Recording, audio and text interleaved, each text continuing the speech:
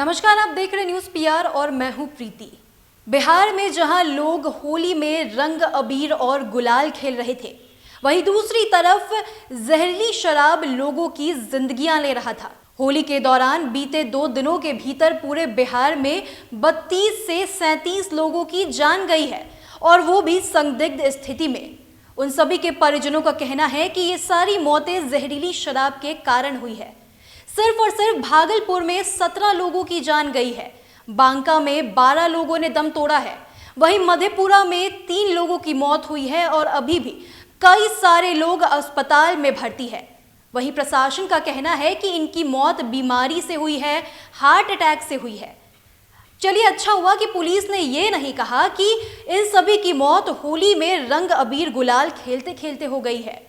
भागलपुर में जो लोग मौजूद हैं, स्थानीय लोग, वो इस पर क्या कह रहे हैं वो आपको दिखाते हैं। अभी जो ये हो रहा है कि शराब पी पी के नौजवान लोग मर रहे हैं, ये ताज्जुब की बात है और हैरत की बात है कि हमने कभी नहीं देखा। जी, आपने बोला तो हम उसको ओपन करके बता रहे हैं आपको। और अभी देखा जाए तो यहाँ लाशें ही लाशें बिछी हुई है, और इस दहलीज पर भागलपुर चल रहा है। कभी उम्मीद नहीं किए थे हम लोग कि ऐसा होगा। कितने लोगों की मरने की जानकारी है? अभी तक में जानकारी लगभग 100 पूर चुका है। भागलपुर की संख्या, पूरे भागलपुर जोन की, शहरी क्षेत्रों की मैं बात कर रहा हूँ। देहात में तो और भी सारे। किसको मानते हैं जिम्मेदार? तो इसको गवर्नमेंट को ही माना जाएगा, पब्लिक नहीं। पब्लिक भी है। गवर्नमेंट तो इसको बंद कर चुकी है, पब्लिक इसको माना नहीं। पब्लिक का तो 101% बिल्कुल। जिस चीज़ पर सरकार बैन करके रखा है उसको वापस पीना ये हानिकारक होगा। सरकार की तरफ से बैन है, इसलिए सरकार को हम दोषी नहीं देंगे।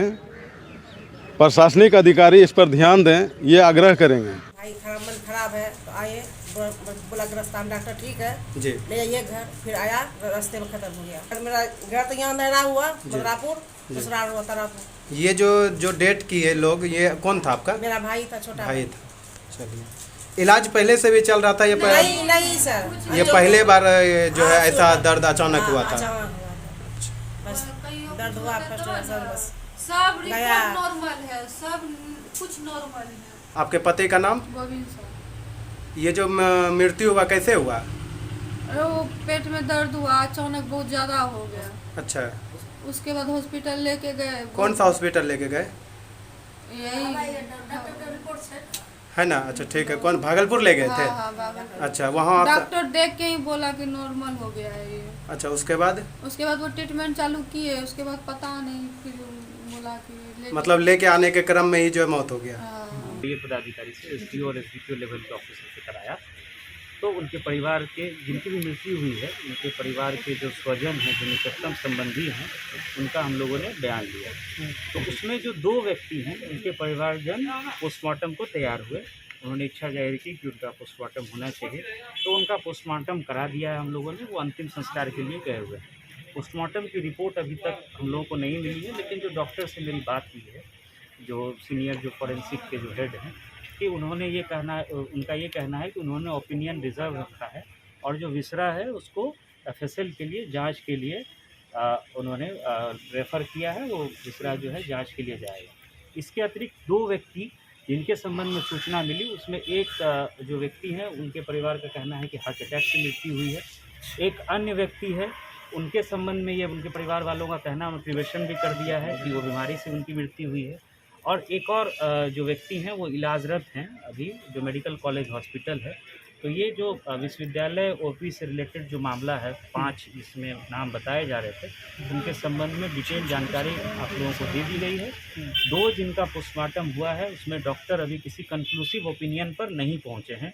केमिकल एग्जामिनेशन रिपोर्ट आ जाएगी, विसरा को प्रिजर्व रखा गया है, एफएसएल की रिपोर्ट आएगी, और उसके आधार पर फिर वो बता पाएंगे कि किस कारण से उनकी मृत्यु हुई। नौगछिया और भागलपुर कुल मिलाकर कितनी मौत हुई है? नहीं, आपको जैसे मैंने बताया कि विश्वविद्यालय ओपी का जो मामला जो यहाँ पे जो सुबह से चल रहा है, उसके संबंध में ये चीज़ है।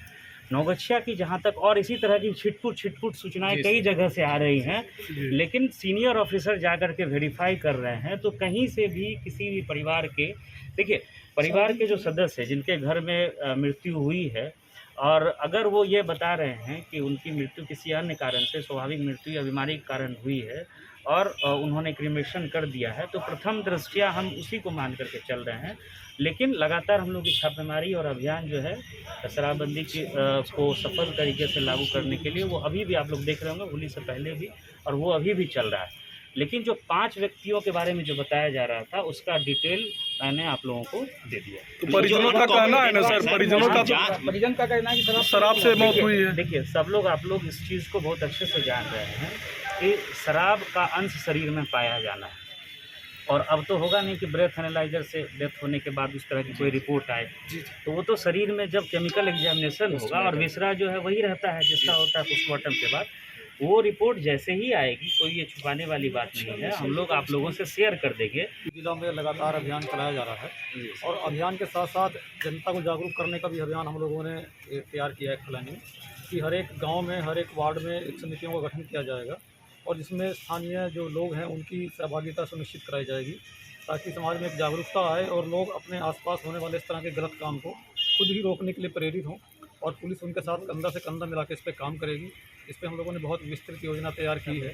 कल से इसको ट्रायल मोड में शुरू किया जाएगा और 23 तारीख को इसका हम लोग इसको ऑफिशियली लॉन्च कर रहे हैं वरीय पदाधिकारियों के उपस्थिति में।